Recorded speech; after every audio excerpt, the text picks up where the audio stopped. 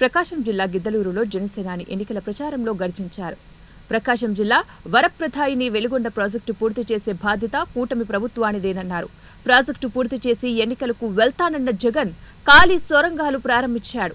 YCP ఎమ్మెల్యేలు అందలమెక్కితే మన భవిష్యత్తుని చంపేస్తారు. కూటమి ప్రభుత్వంలో తొలి సంతకం మెగా డిఎస్సి పైనే ప్రతి కుటుంబానికి కూడా 25 లక్షల ఆరోగ్య బీమా, స్థానిక సంస్థల్లో 34% బీసీ రిజర్వేషన్ల పునరుద్ధరణ చేస్తామన్నారు.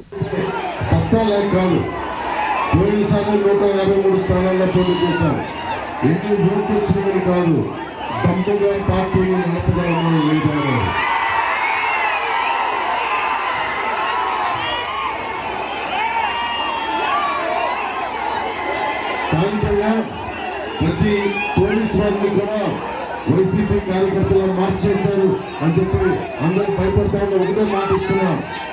పోలీస్ శాఖలో గౌరవం ఉంది, వారిని భయపెడుతూ వారు కూడా ఏం చేయలేరు. ప్రజాస్వామ్యం నిలబడాలి అంటే ఈరోజు వచ్చారు కదా, ఈరోజు వచ్చారు.